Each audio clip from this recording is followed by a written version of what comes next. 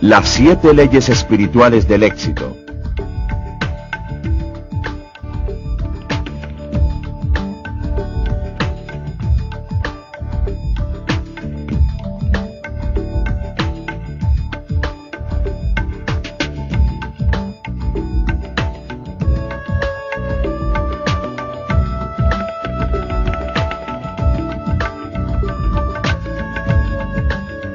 Somos lo que son nuestros deseos más profundos, así como son nuestros deseos, así es nuestra voluntad.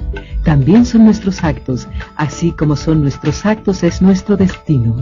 El Dr. Deepak Chopra es un líder reconocido en el campo de la curación de la mente y del cuerpo. Fue jefe de personal en el Memorial Hospital de Nueva Inglaterra y ahora es director ejecutivo del Instituto de la Mente y del Cuerpo en San Diego, California. Autor de más de 12 libros, entre ellos Cuerpo sin edad, Mente sin tiempo, La curación cuántica y El regreso del Merlino. Este programa se basa en el libro Las 7 leyes espirituales del éxito. Y ahora el Dr. Deepak Chopra. Gracias, es un gran privilegio y un gran honor dirigirme a ustedes el día de hoy. El tema de hoy será las 7 leyes espirituales del éxito. Y podrían preguntarse ¿por qué éxito? Yo creo que es obvio que el éxito es un deseo universal. No conozco a nadie que no desee tener éxito. No tienen una noción muy clara y ni siquiera pueden definir lo que es el éxito. Luego yo creo que deberíamos ante todo tener mucha claridad de lo que es el éxito. Yo creo que el éxito tiene muchos componentes. El éxito puede definirse como el reconocimiento progresivo de las metas terrenas. Los psicólogos y los científicos han dicho que la mente humana, el sistema nervioso humano, es un organismo que busca metas. El éxito también es la realización de nuestros deseos, porque tenemos un número de deseos, distintos tipos de deseos. Deseos materiales de riqueza. Tenemos deseos físicos, entre ellos buena salud, vitalidad, claridad de pensamiento, una sensación de energía, de amor. También incluyen la estabilidad psicológica, la tranquilidad y la libertad. Tenemos deseos espirituales, lo cual significa que reconocemos que en algún nivel de nuestro ser hay otra dimensión, que esta no es la única realidad. Esto que vemos, oímos, sentimos, gustamos y olemos, no es lo único.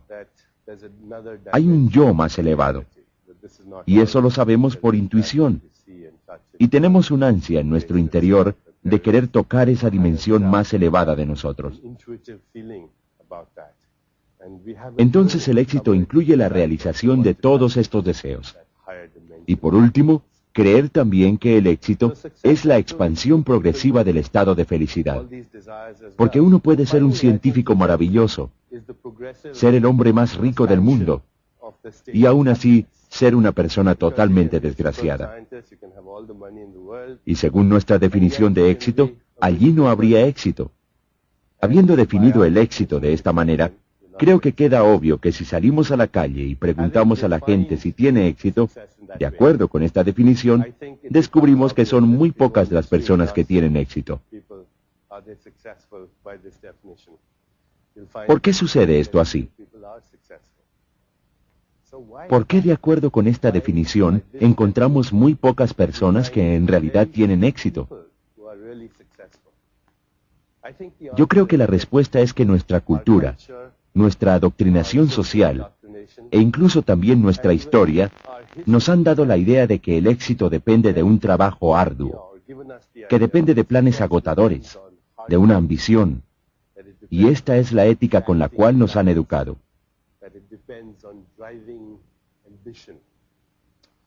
Y aunque el trabajo arduo, los planes muy exactos, la ambición y el conocer muchas personas con esas características puedan ayudarnos a adquirir algo de éxito material, hay que pagar un precio muy grande. Y el precio es la hipertensión, la enfermedad cardiovascular, los ataques cardíacos, los accidentes cerebrovasculares, los divorcios y las adicciones. Por eso es que vemos que en el camino del éxito muchas personas sucumben debido a la mala salud, al cáncer o a la muerte, y lo hacen antes de culminar su meta. Luego creo que necesitamos un toque de éxito, y de esto es de lo que vamos a hablar. Es nuevo en cierto sentido, pero sin embargo es muy antiguo. Primero debemos aprender que el éxito es un viaje y no un destino,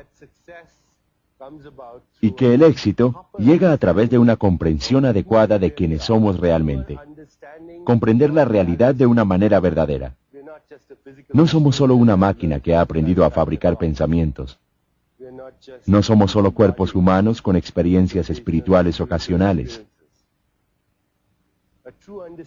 Un verdadero conocimiento y comprensión de nosotros mismos incluye comprender la existencia humana como un continuo proceso de mente, cuerpo, alma, espíritu y ambiente. Estarán familiarizados con este diagrama. Yo hablé sobre este diagrama en la última conferencia que di. Pero para recapitular muy rápidamente lo que dijimos antes, somos un cuerpo hecho de materia y energía. Somos un ego, intelecto y mente, lo que llamamos el cuerpo sutil, y somos un alma y un espíritu. Nuestro verdadero yo está compuesto por todos estos extractos diferentes de la existencia. Y una vez que comprendemos la mecánica a través de la cual la conciencia pura o el espíritu se transforma en alma, en esta alma y en el ego, en el intelecto de la mente y finalmente en el cuerpo a través del cual experimentamos el mundo, una vez que tenemos ese conocimiento, una vez que lo comprendemos, allí comprendemos la ley espiritual. Porque la ley espiritual no es otra cosa que aquella ley que permite el desenvolvimiento secuencial de lo no manifiesto para llegar al mundo de lo manifiesto. Es el flujo espontáneo de inteligencia, el flujo espontáneo de energía e información, el cual existe en todo lo que vive. Trátese de una hoja de pasto, de un cuerpo humano, de una flor, o de un insecto. Vemos siempre este flujo de la inteligencia, esta fuerza que imprime vida, y que al desenvolverse dentro de sí misma, comienza a crearlo todo. Lo que existe en el mundo de la forma y los fenómenos. Y esto nos trae entonces a la primera ley del éxito, que es la ley de la potencialidad pura, la cual dice que en mi estado esencial soy espíritu, que el espíritu puede ser abstracto, misterioso, mágico, incomprensible, inefable, indefinible, pero es real. Y es mi punto interno de referencia. La gente ha utilizado otros términos para definir este terreno último de la creación, al cual yo denomino el espíritu, el orden implícito de lo cual surge todo. El orden implícito a partir del cual se desenvuelve todo. Y el orden explícito es el mundo de la forma y de los fenómenos. Los científicos lo llaman el campo unificado.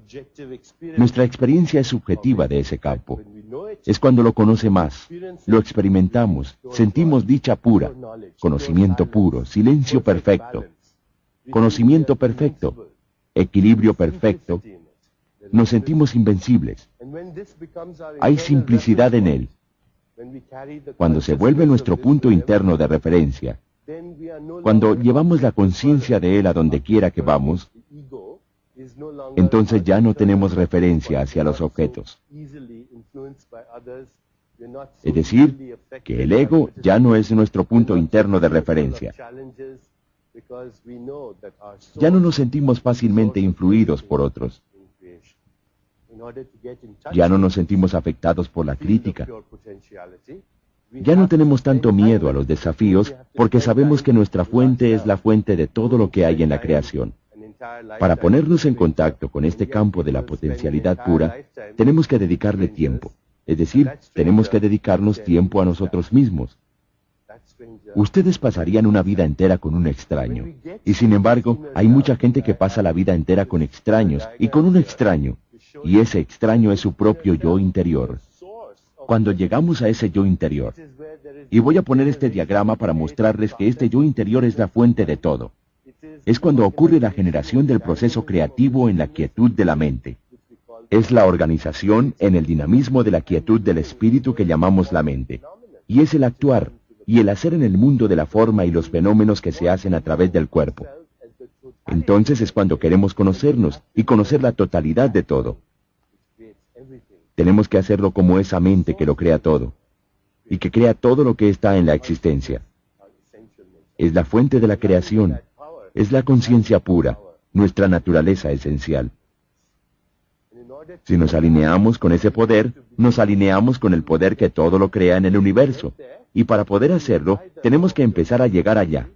Y la forma de llegar allá, la forma de aplicar la ley de la potencialidad pura, es a través de la experiencia del silencio.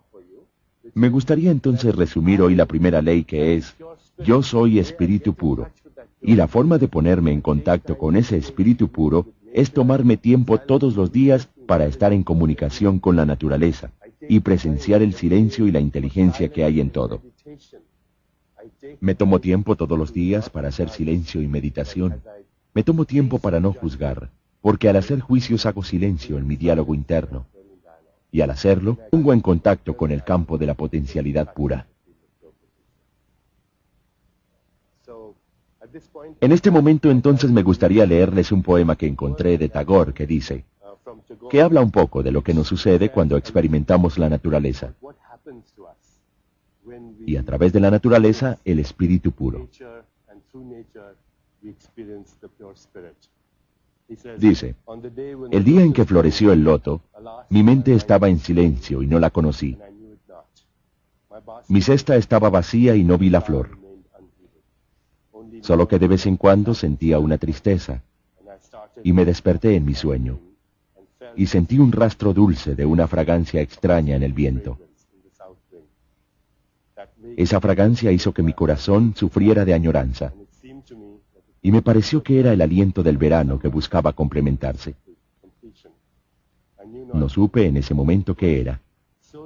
Eso es lo que sucede entonces cuando experimentamos la potencialidad pura. Me gustaría que todos entonces comprendiéramos que al dar nuestros pasos hacia el éxito, lo primero que tenemos que hacer es ponernos en contacto con la fuente de todo lo que ha sido creado. Darnos cuenta que muy en el fondo de nosotros está este campo, que es la fuente de todo. En este nivel de los no manifiestos, somos el observador, el proceso de observación y lo observado. Somos el alma, el espíritu y la mente, el cuerpo y el mundo. Es por eso que los videntes dicen, no estoy en el mundo. El mundo está en mí. No estoy en el... No estoy en la mente está en mí. La mente, el cuerpo y el mundo están juntos a medida que me desenvuelvo. Y son creados una y otra vez. Y al reconocer eso, puedo hacer cualquier cosa. Entonces resumo la ley de la potencialidad pura, reiterando cómo son los mecanismos para llegar a la práctica de la meditación en silencio. Eso en primer lugar. En segundo lugar, la comunión con la naturaleza, porque es el mismo espíritu que todo lo anima. Es la misma fuerza unificada que está allí, en todo lo que vive. Y en tercer lugar, practicando el no juzgar. Desistir de tratar de definir y rotular todo como bien o mal, bueno o malo, correcto o incorrecto, porque es el esquema último. Lo bueno y lo malo son lo que hace que la vida sea una experiencia de contrastes con significado. Son los polos de los contrarios los que crean la vida, ya sea bueno o malo, luz u oscuridad, arriba, abajo, calor o frío, dolor o placer. la vida se mueve dentro de estos polos de contrarios. Y cuando aceptamos eso, nos volvemos menos críticos espontáneamente. Dejamos de juzgar. Ya no tenemos el deseo de juzgar a otros. Y cuando no tenemos ese deseo de juzgar a otros, eso crea un silencio en nuestra mente. Hay una oración hermosísima que vi en alguna parte que dice: hoy no juzgaré nada de lo que ocurra. Y al no juzgar nada de lo que ocurra, crearé el silencio en mi mente. Me comunicaré y entraré en comunión y tendré esa reunión con la mente cósmica que está dirigiendo la máquina del universo. La mente cósmica nos susurra en los espacios de silencio entre el pensamiento. La gente ha llamado esto intuición, revelación, conocimiento súbito o creatividad. Hay diferentes términos para decir lo mismo, que nos estamos poniendo en contacto con el computador cósmico que dirige la diversidad infinita de este universo. Una vez que reconocemos eso, una vez que tenemos el conocimiento experimental de eso, nos damos cuenta de que no hay nada en el universo que no sea accesible para nosotros. Lo que la mente humana puede concebir e imaginar lo puede crear, porque vamos a aquella fuente que todo lo crea.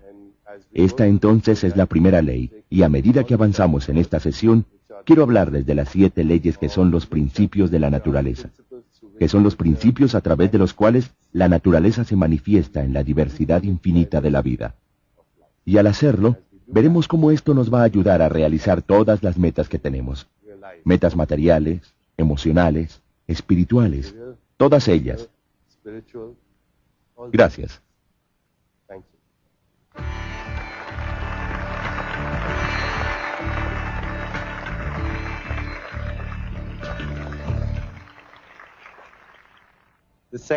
La segunda ley del éxito es la ley de dar. Y se podría llamar la ley de dar y recibir.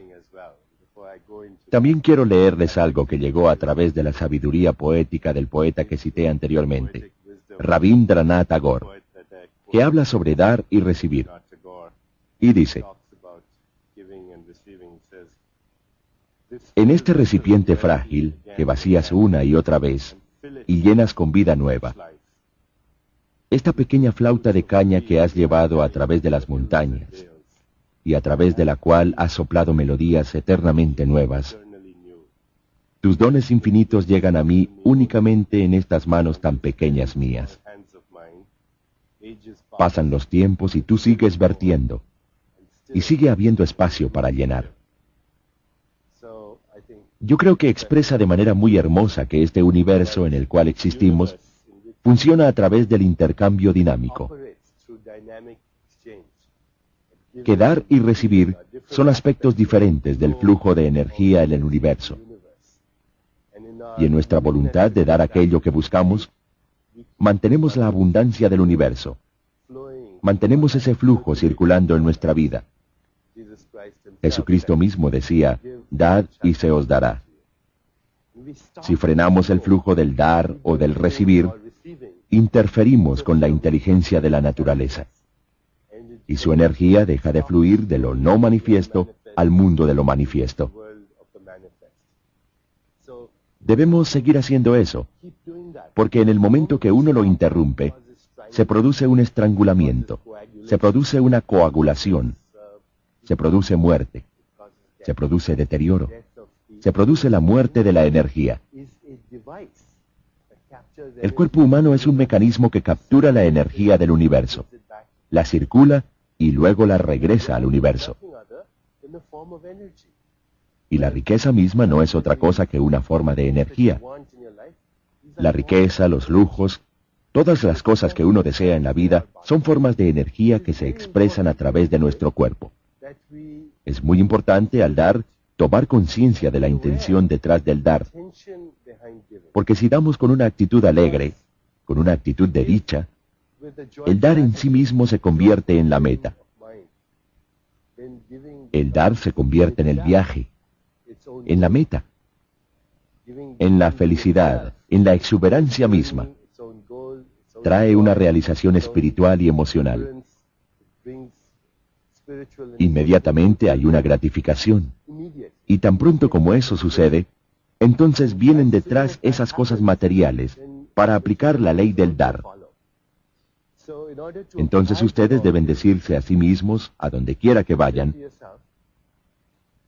con quien quiera que me encuentre, traeré un don, y también recibiré con gratitud todos los dones y regalos que tiene la vida para mí.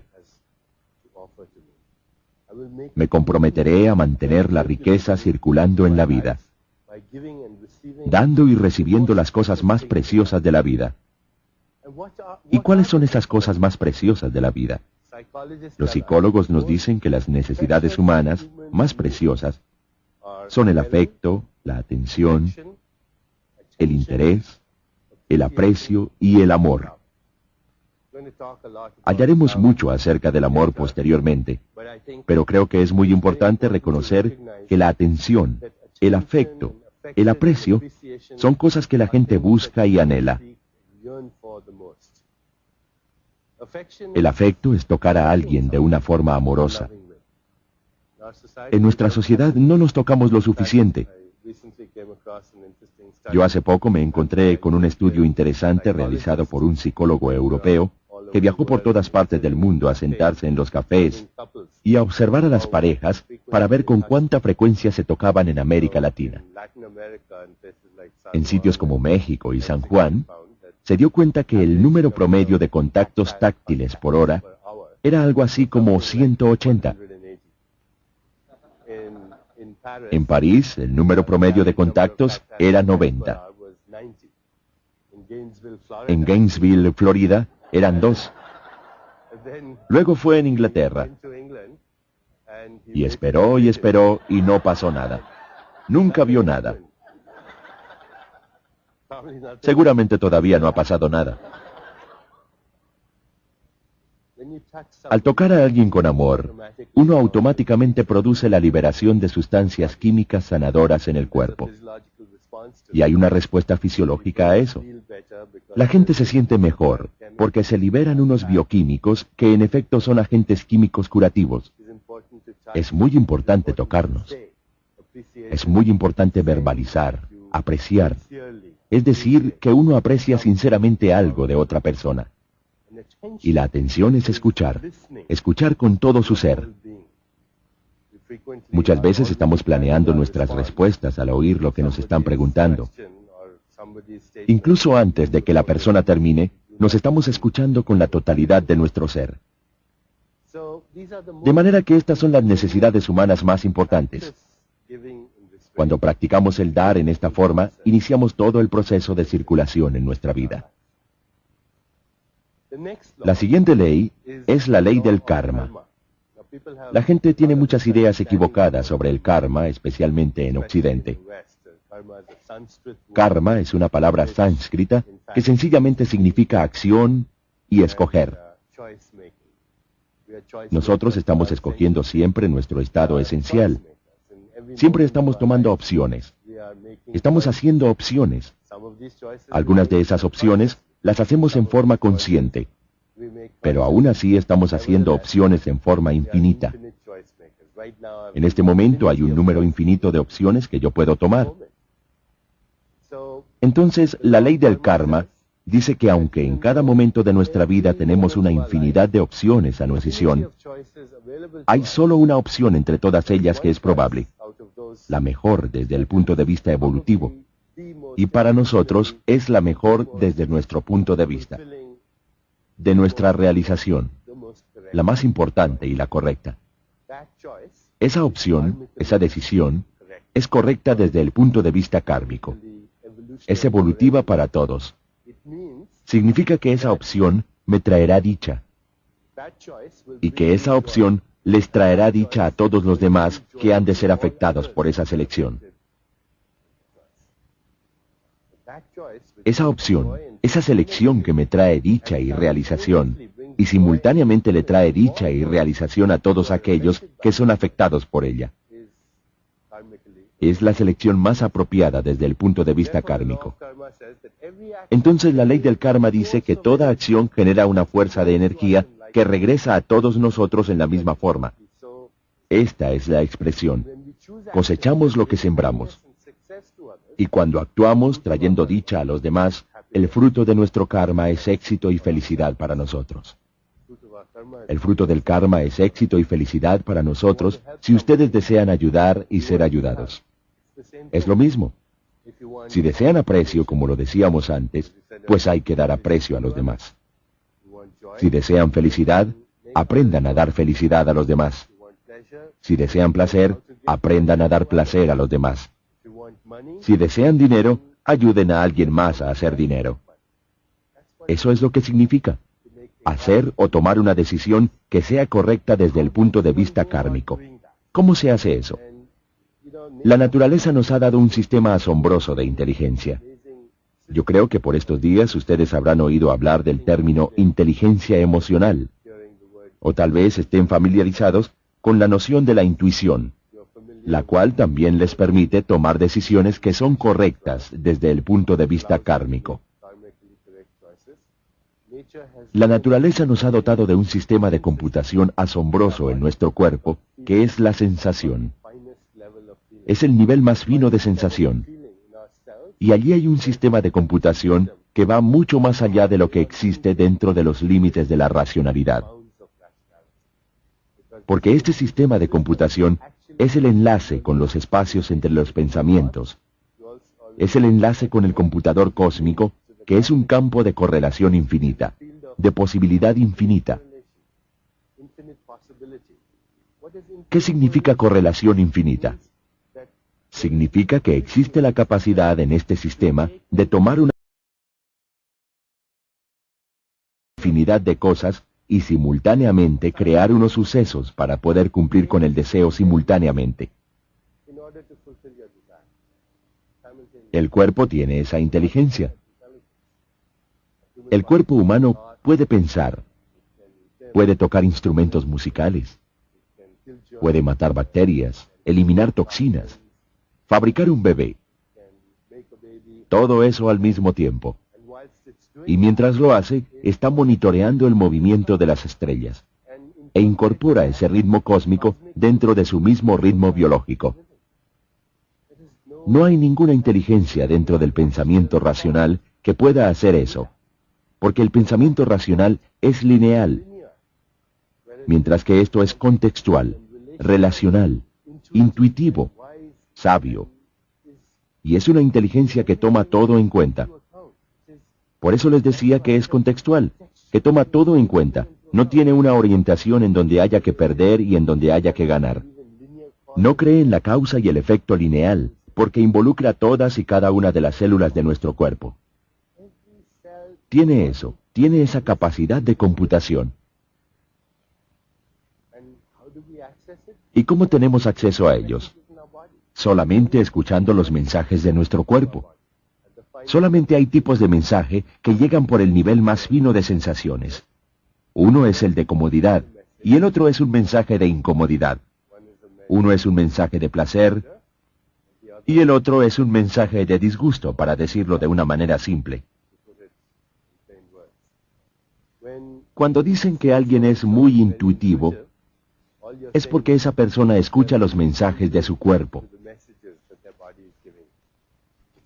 Es un alto sentido de percepción. Ellos pueden sintonizarse con ese alto nivel de sensación. Así que si quieren aplicar la ley del karma, lo primero que tienen que hacer es culturizar la inteligencia corporal. Realmente ser un buen animal. Culturizar la inteligencia corporal, escuchar lo que su cuerpo le dice. Cuando se enfrente a una opción, pregúntele a su cuerpo, ¿debo hacer esto? Y si su cuerpo le envía un mensaje de aceptación, entonces está correcto kármicamente. Usted puede pensar que el corazón es demasiado suave y sentimental, y usted será guiado de manera errónea. Especialmente si está tratando de llegar a un acuerdo con alguien o tratando de negociar algo. Pero de hecho no es así. Una vez me entrevisté con un hombre de negocios muy exitoso en Japón que había obtenido durante su vida $250,000 millones. Él era el antiguo fundador de la corporación Sony, el primer presidente de la corporación Sony. Y le pregunté si había ido a la escuela de negocios de Harvard. Y averigüé que él no había asistido a ninguna institución de estudios avanzados de negocios. Él decía que cuando tenía que hacer un negocio, le preguntaba a su cuerpo, Él decía que prácticamente se tragaba el contrato, y si le daba indigestión, cancelaba el negocio.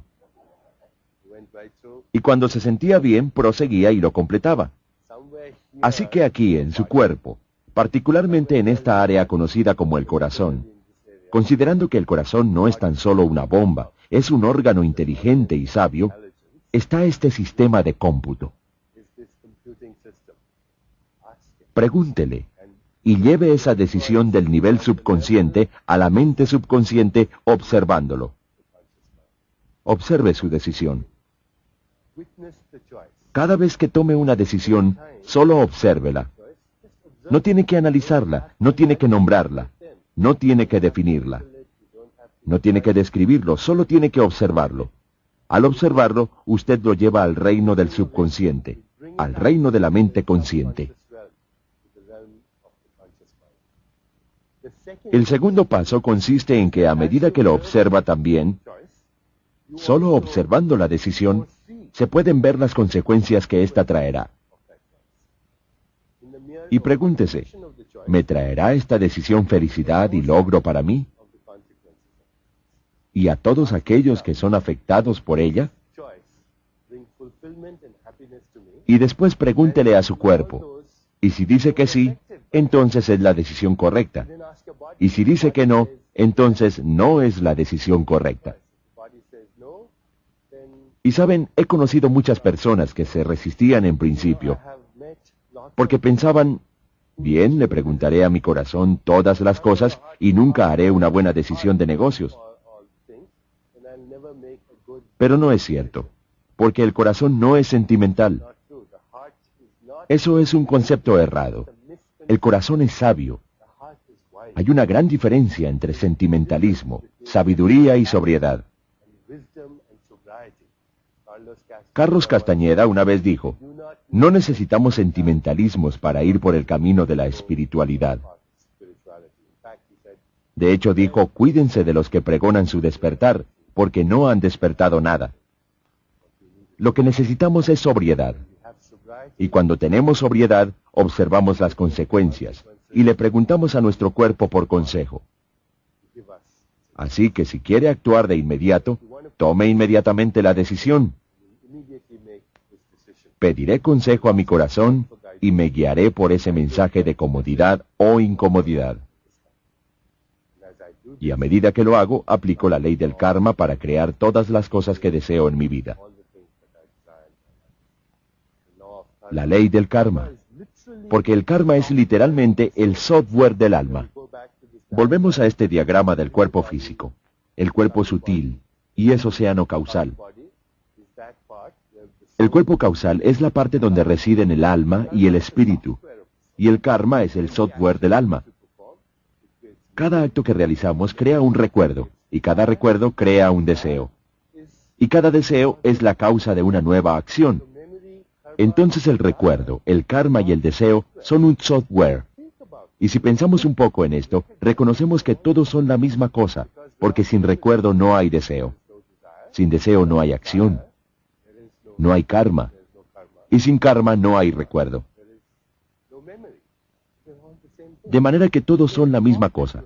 Y cada pensamiento que tenemos, cada uno de los pensamientos que tenemos, son generados a nivel kármico.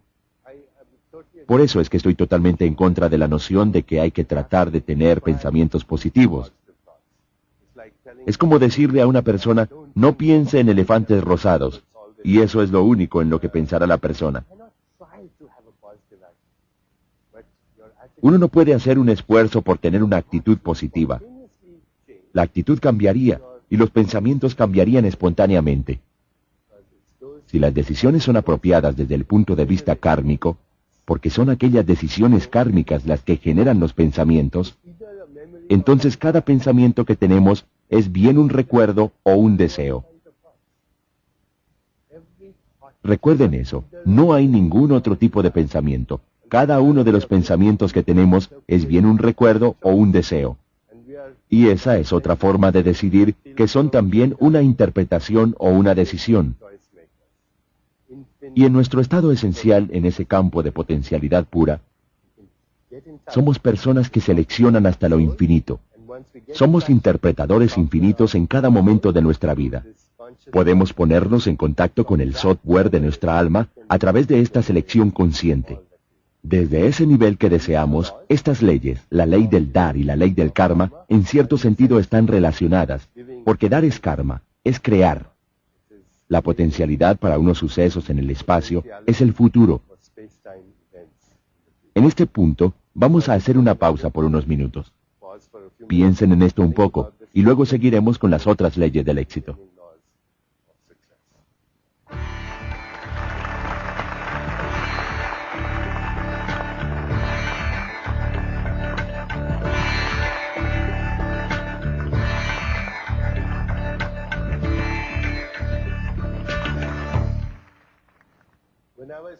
Y cuando les hablaba acerca de la ley del karma, cuando la gente oye la palabra, puesto que no está muy familiarizada con ella, parecen sentir que karma es un universo de determinismos. Vivimos en un universo determinista donde todo está ordenado por el karma, o existe la libre voluntad y obviamente el libre albedrío. Y obviamente los filósofos han debatido a través de los siglos toda esta propuesta. ¿Es un universo de determinismos y es un universo de libre albedrío? Y la respuesta parece ser que simultáneamente son las cosas. Si uno tiene conciencia, pues vive en un universo totalmente determinista. Y muchos de nosotros somos así. Somos modelos pavlovianos que salivamos cuando oímos el sonar de la campana y reaccionamos a todos los transpuntes de la calle. Si oímos un elogio nos sentimos felices. Si oímos una ofensa nos sentimos enojados por el resto de la vida. Y eso es lo que llamamos libertad. Pero no es libertad. Es un universo determinista si uno no tiene conciencia. Pero sí tenemos conciencia. Y la espiritualidad no es otra cosa que un avance hacia ese terreno de la conciencia que está más consciente. De modo que en últimas llegamos a ser conscientes de la conciencia misma. Y es allí hacia donde todos vamos. Incluso aquellos de nosotros que nos esforzamos. Porque la evolución o evolucionar es la naturaleza de la vida. Pero quiero que recuerden que el karma es en efecto la afirmación última de la libertad. Voy a leerles lo que dijo Swami Vivekananda sobre el karma. Karma es la afirmación externa de la libertad humana. Nuestros pensamientos, nuestras palabras y actos son los hilos de la red que tejemos a nuestro alrededor. Y la ley del karma entonces lleva a la siguiente ley, que es la ley del menor esfuerzo. Voy a leerles lo que dice aquí sobre la ley del menor esfuerzo. Un ser íntegro sabe sin ir, ver sin mirar, y realiza sin hacer. De manera que la ley del menor esfuerzo que nos dice que la naturaleza, que la inteligencia de la naturaleza, funciona con una facultad enorme, con despreocupación, con dicha, armonía, con amor. Y cuando utilizamos las fuerzas de la armonía, la dicha, la risa, creamos el éxito y la buena fortuna con toda facilidad. Vean la naturaleza. ¿Acaso las aves se esfuerzan por volar? ¿Acaso este vello está esforzándose por salir de mi piel? Es el óvulo. ¿Está el óvulo fecundado haciendo un esfuerzo por convertirse en un ser humano? ¿Hay esfuerzo alguno en la naturaleza al mirarle la inteligencia a la naturaleza? Inteligencia de la mente total, donde hay generación de procesos creadores, organización en el dinamismo de la quietud y acción. Cada proceso de la creación pasa por estos elementos de generación, organización y acción. Por eso es la mente total. Y cuando hay acceso a la mente total, no hay espacio para el esfuerzo. No puede haber esfuerzo. El principio operativo de la naturaleza es el lograr más haciendo menos. Y sistemas alimentados con poca mente, pues no hacemos nada y lo logramos todo. Observen allá afuera. Está sucediendo con esa espontaneidad, con esa bienaventuranza, con esa armonía, con ese flujo sin ficción de la inteligencia, de la información y la energía que está dirigiendo todo simultáneamente. De manera que la ley del menor esfuerzo es una ley natural muy importante. Es todo lo contrario de la ley que opera hoy en día en nuestro universo.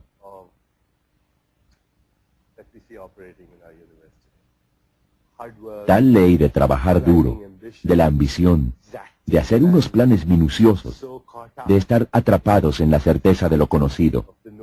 Lo conocido es una prisión.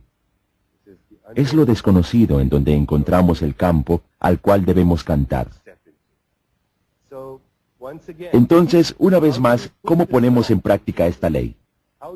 ¿Cómo ponemos a funcionar la ley del menor esfuerzo? Hay 3 principios fundamentales que debemos practicar a fin de poner a funcionar la ley del menor esfuerzo. El primero es el de practicar el principio de la aceptación. Aceptar significa que yo puedo crear el futuro. Puedo revisar el pasado. Pero este momento es el que debo aceptar tal y como es. Es como es. Porque todo el universo ha conspirado para crear este momento. Y por lo tanto, este momento es precioso. Y así tengo mi atención puesta en este momento. Estoy literalmente en presencia de esa mente total que está dirigiendo la infinidad del universo. También significa que si las cosas no salen como yo quiero en este momento, sencillamente suelto, dejo ir mis ideas de lo que deberían ser las cosas, porque el universo está pensando otra cosa.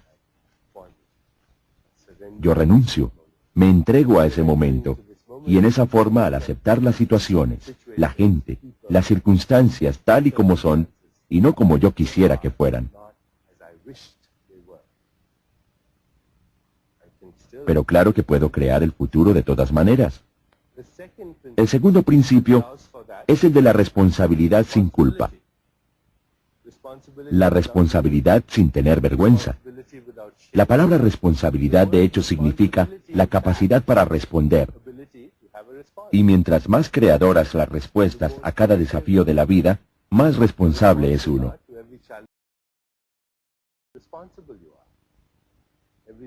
En cada momento de la vida hay ciertas cosas que la gente rotula como problemas, cuando en realidad son importantes desafíos para creer, para evolucionar e incluso para obtener el beneficio material. Si rotulamos cada problema que tenemos como una oportunidad, ese solo hecho puede cambiar nuestra vida. Y la responsabilidad significa ponerse en contacto con los sentimientos, con las emociones en el momento en que ocurren y tal como ocurren.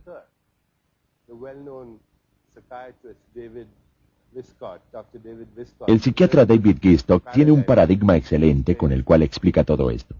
Él dice, la vida se mueve dentro del placer y el dolor. Y cuando no confrontamos el dolor en el momento de enfrentarlo o de sufrirlo, no lo entendemos, no lo liberamos, no lo aceptamos. Entonces lo encerramos en nuestro cuerpo. Y ese dolor recordado se manifiesta más adelante en forma de ira, de hostilidad. Ese dolor recordado puede ser previsto en el futuro en forma de ansiedad, de terror.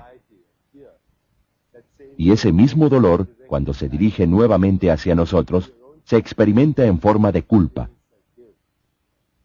Y todo el agotamiento de energía que ocurre en todas estas cosas se traduce en depresión. La ira, la hostilidad, el temor y prever la desgracia, la culpa, la depresión, son los problemas que surgen cuando no nos ponemos en contacto con nosotros mismos. Y al ponernos en contacto con nosotros mismos y presenciamos conscientemente el dolor que estamos sufriendo, nos estamos comportando de manera responsable. La responsabilidad es la capacidad para entregarse al dolor. Al igual que el placer, la vida se mueve entre estas orillas todo el tiempo, y ese no es el problema. El problema es quedarnos atascados en alguna de las orillas. La responsabilidad, por lo tanto, también es la afirmación de nuestra propia libertad. Nadie puede lastimarme a menos que yo dé autorización para que lo hagan. y es cosa mía. Si mi punto interno de referencia es mi ego, es esto lo que está aquí. Si este es mi punto interno de referencia, como Castañeda ha dicho en uno de los libros, eso hará que sea necesario para mí permanecer ofendido para el resto de mi vida. Pero si mi punto interno de referencia es este, entonces nadie tiene permiso para lastimarme de ninguna forma.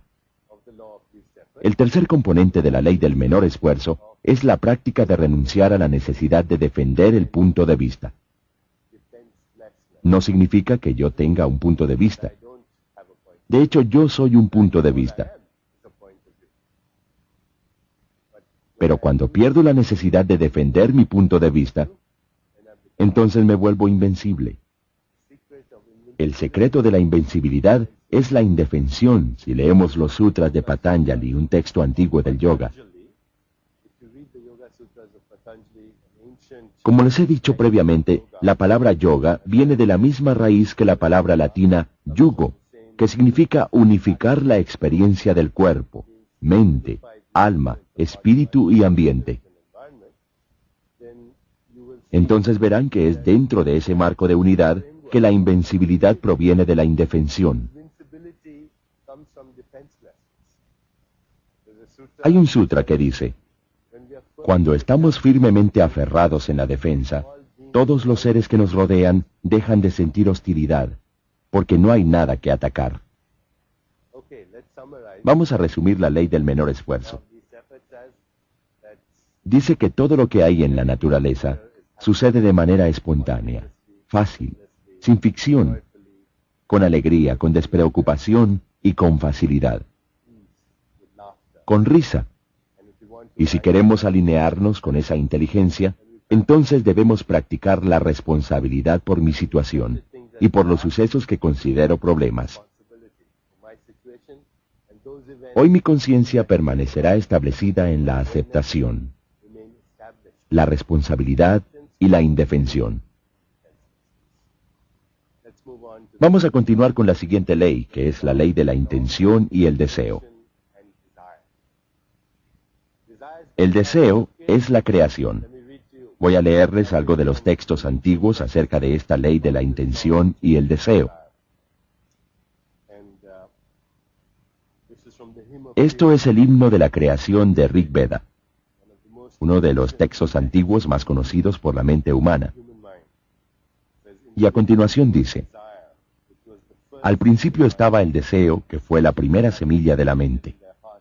Los sabios, al meditar en su corazón, descubrieron por la sabiduría la conexión entre lo existente y lo no existente. De manera que el deseo es la conexión entre lo que existe y lo que no existe. Y sin embargo hemos recibido influencia de muchas personas en nuestra vida que nos han dicho: ¿es el deseo malo? ¿Bueno es malo? Para nada, es la mecánica de la creación. El deseo es potencialidad pura que está buscando manifestación. Si no hubiera deseo, este sería un universo únicamente de posibilidad eterna, pero sin ninguna manifestación. Y yo les decía antes que el deseo, el karma y el recuerdo son la misma cosa. De manera que el hecho mismo de tener un deseo significa que uno lo va a cumplir, o de lo contrario no será parte del software kármico. De manera que, ¿qué es la ley del deseo y la intención? La ley del deseo y la intención, que inherente de toda intención y deseo, es la mecánica misma de la realización. El deseo es el campo de la potencialidad pura. Tiene un poder organizador infinito, una correlación infinita. Y cuando se introduce una intención en el campo de la potencialidad pura, en el terreno fértil de la potencialidad pura, ponemos en movimiento este poder infinito de organización a favor nuestro.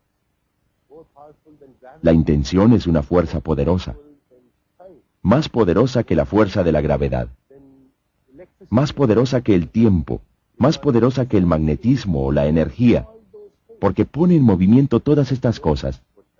Pero debemos saber cómo poner en funcionamiento esa ley.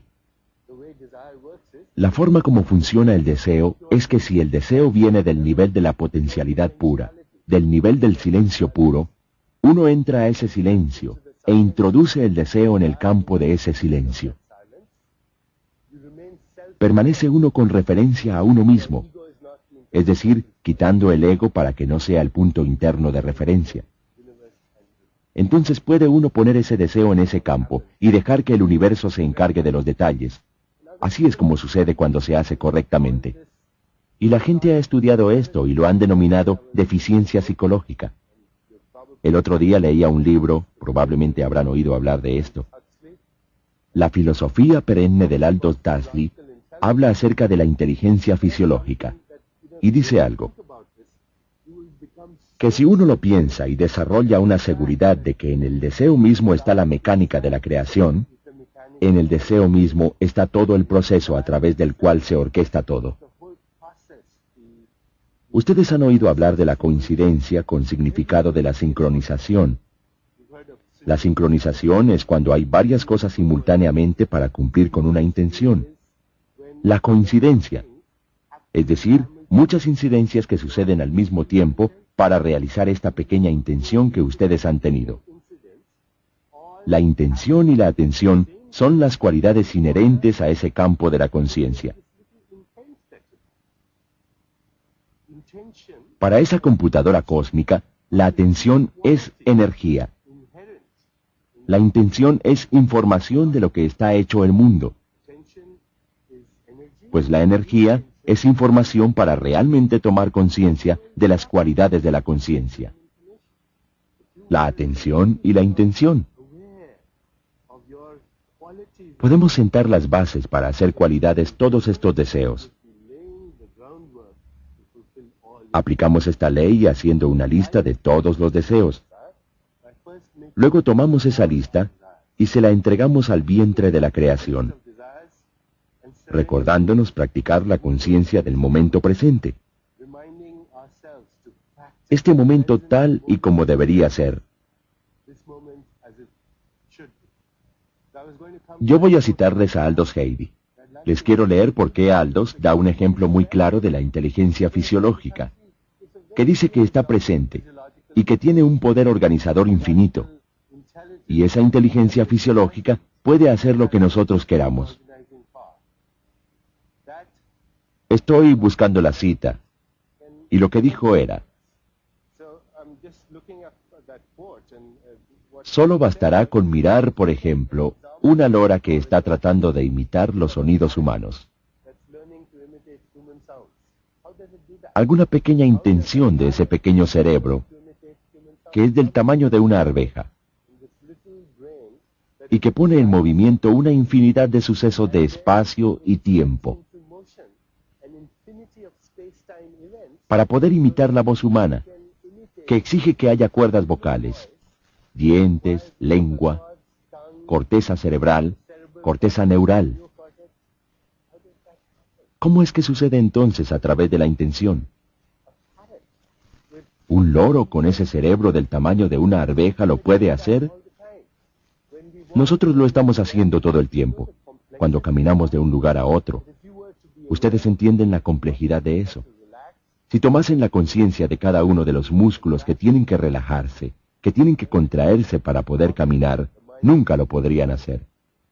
Porque la mente quedaría completamente obnubilada al pensar en todo eso. Cualquier función fisiológica que se les pueda ocurrir, metabolizar una pequeña célula de azúcar, por ejemplo, para eso se requiere un poder organizador infinito. La célula tiene que enviar órdenes mediante el páncreas para que empiece a secretar glucosina al cerebro para que comience a secretar hormona de crecimiento. Hay que orquestar todo y toda esa sinfonía. Pero es que la célula es una entidad consciente, y si la célula del cuerpo puede hacerlo, entonces, ¿por qué no podemos hacerlo nosotros? Sí podemos, porque la totalidad que somos nosotros es el conglomerado, es la totalidad de todas estas células muy inteligentes que ya saben cómo realizar sus deseos. Y el mundo que está allá afuera es nuestro cuerpo ampliado. Y si usted está familiarizado con el marco de la mecánica cuántica, se dará cuenta de que no hay bordes definidos de nuestro cuerpo. Estamos muy conectados con los patrones de inteligencia al cosmos en forma inseparable cuando soltamos nuestra intención allí y dejamos que esta mente cósmica orqueste los sucesos del espacio y tiempo para lograr el resultado que pretendemos.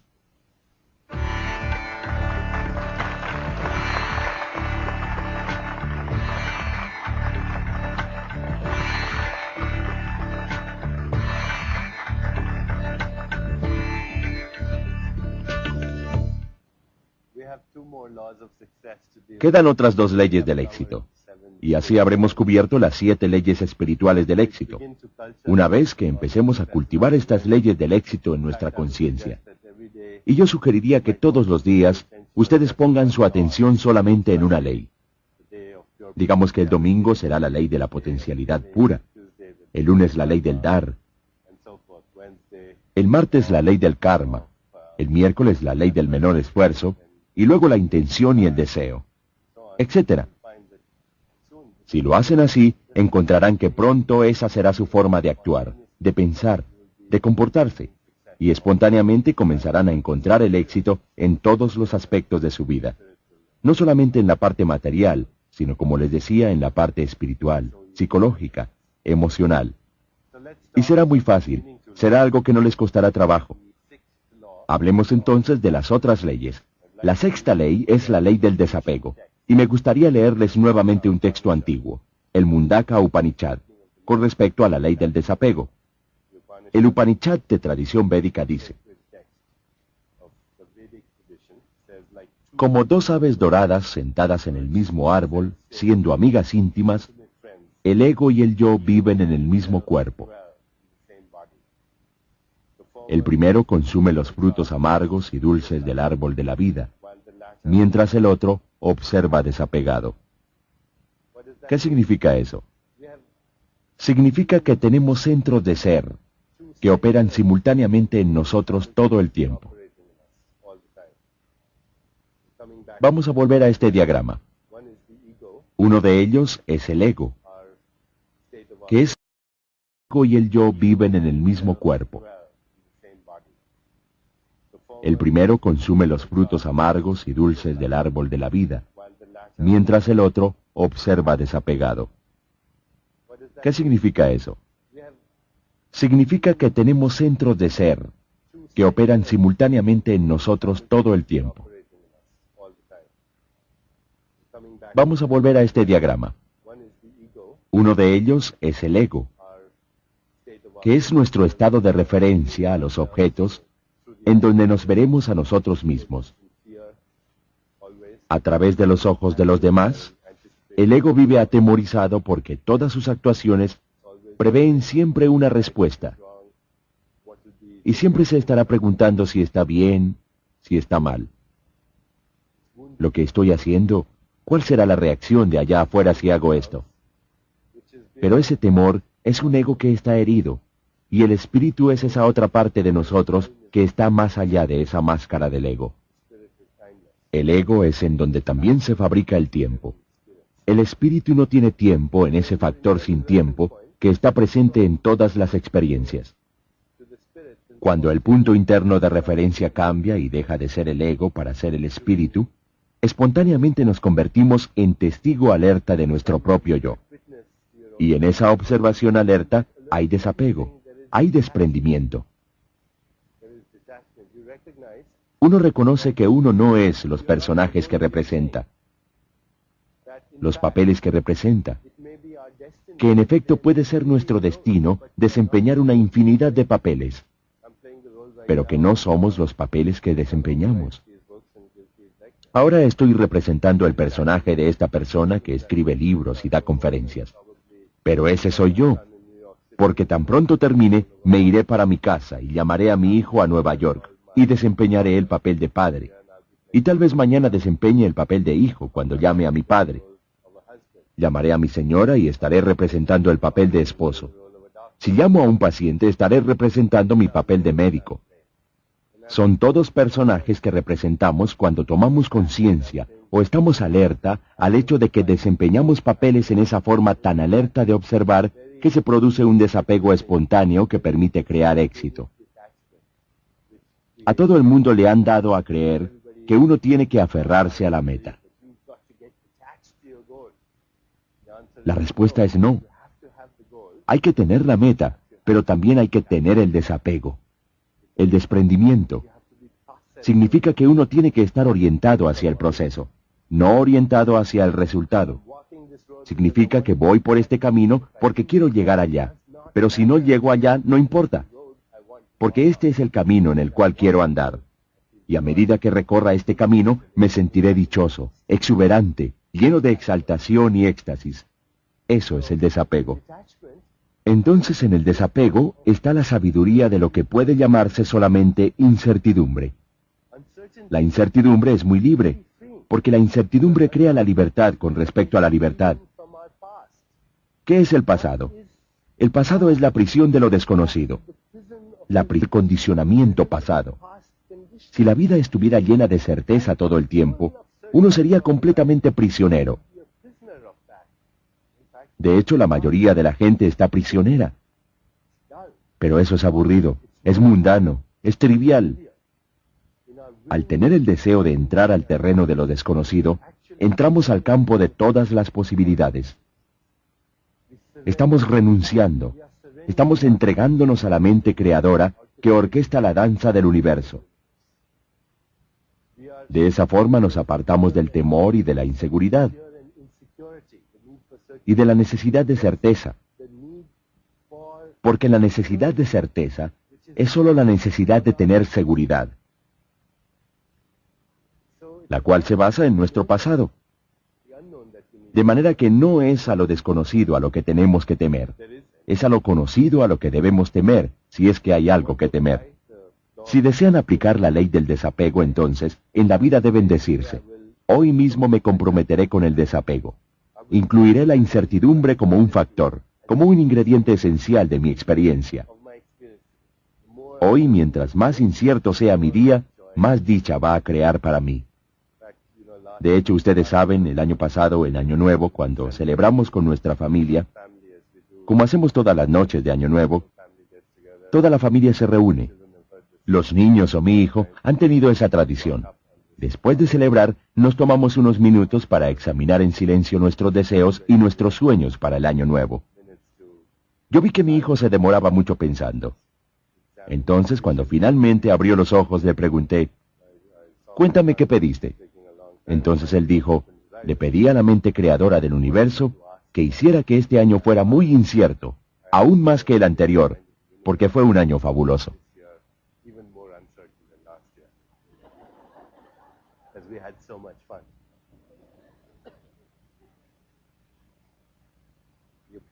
Se aplica la ley del desapego incluyendo el factor de la incertidumbre. Es decir, hay que estar involucrado apasionadamente, pero al mismo tiempo con desprendimiento. Es decir, es un involucrarse con desapego. Lo segundo que tiene que hacer es entrar en el campo de las posibilidades infinitas todo el tiempo. Y eso se logra haciendo que cada momento sea un campo de posibilidades infinitas. Y al hacer esto, verán que hay cosas que sucedieron y que nunca previeron. Napoleón Hill, una de las autoridades más grandes con respecto al tema del éxito, tal vez ustedes conocen su libro, decía, ¿qué es la buena suerte? La buena suerte no es otra cosa que la oportunidad y el estar bien preparado para la oportunidad. Y uno no va a poder estar preparado si está atascado en lo conocido. Solo se puede estar preparado si uno se ha entregado a lo desconocido. Porque lo conocido es un marco rígido de pensamiento. Continuemos con la última ley del Dharma. La ley del Dharma, que también se conoce como la ley del propósito en la vida. Les leeré a continuación algo al respecto de la ley del Dharma. Esto lo he tomado del Khalil Gibran. Dice, cuando trabajamos somos una flauta, a través de cuyo corazón el susurro se convierte en música. ¿Y qué es trabajar con amor? Es tejer la tela con hilos sacados del corazón, como si el ser amado fuese a usar esa tela. La ley del Dharma, que es la ley del propósito en la vida, tiene 3 componentes. El primero es que cada persona, cada ser humano que está vivo, tiene un don único, un talento especial que dar a los demás. Cuando mezclamos este talento único con el servicio a los demás, experimentamos la exaltación y el éxtasis de nuestro espíritu, que es la meta final, la meta de todas las metas. Entonces, la ley del Dharma dice que cada persona puede hacer algo de una cierta manera que es mejor que lo que puede hacerlo cualquier otra persona. Es una cosa que ustedes pueden hacer. Y ustedes tienen una forma muy especial de hacerlo, que es mejor que como la puede hacer cualquier otra persona. Y todo el mundo tiene eso, porque este universo, con su perfección, no tiene respuestas. Está completo. No tiene pieza suelta. Es perfecto en su totalidad.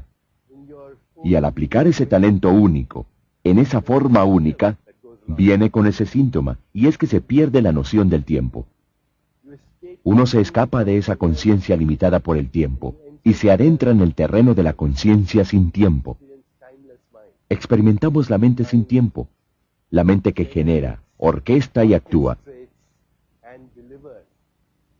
La mente que maneja esa maquinaria del universo sin tiempo, eterna, sin comienzo, sin final. Es sólo aquello que tiene principio, que puede tener fin.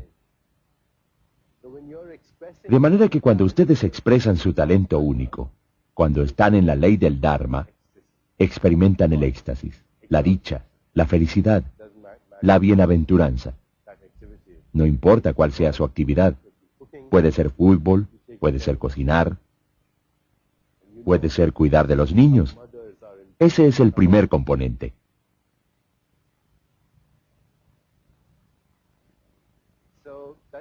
El segundo componente de la ley del Dharma dice que estamos aquí para ayudarnos. Si cambiamos ese diálogo interno y dejamos de preguntarnos qué puedo yo ganar y empezamos a dar espontáneamente, comenzamos a recibir lo que deseamos. Porque el diálogo interno del ego siempre está pensando, ¿qué tengo yo? ¿Qué hay allí para mí? ¿Qué puedo ganar? El diálogo interno del espíritu siempre está diciendo, ¿cómo puedo ayudar? E incluso al preguntar eso, al hacer esa pregunta, está obteniendo todo lo que puede obtener. Ese es el segundo componente del Dharma. Y el tercer componente de esta ley es experimentar nuestro yo superior. Es reconocer, como el padre Telar de Chardán dijo una vez, que no somos seres humanos que tienen experiencias espirituales ocasionales, sino que somos seres espirituales que tenemos experiencias espirituales ocasionales. Cuando estos componentes de la ley del Dharma se ponen en marcha, entonces todo es posible.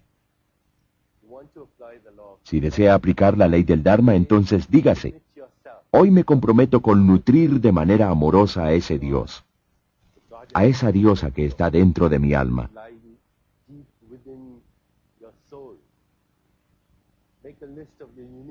Haga una lista de sus talentos únicos y pregúntese todos los días, ¿cómo puedo ayudar?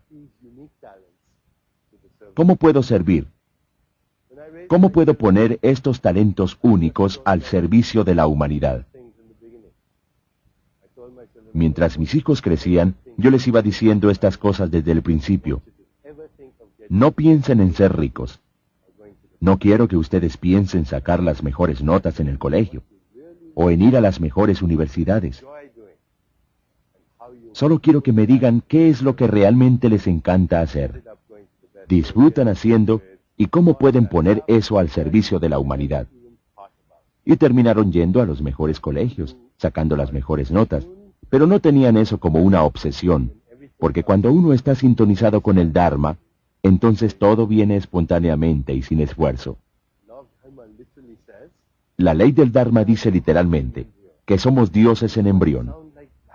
Y esto puede sonar como una blasfemia, pero ¿cómo podríamos no estar conectados con esa fuente que todo lo crea? Si es que es la fuente de nuestro propio ser, no hay otra cosa más aparte de Dios.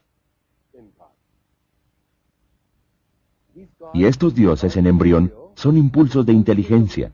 Son estados de conciencia que provienen de esa mente universal, que proviene de ese campo universal de posibilidades infinitas. Y estos dioses solamente tienen un deseo. Desean nacer. Desean nacer. Gracias.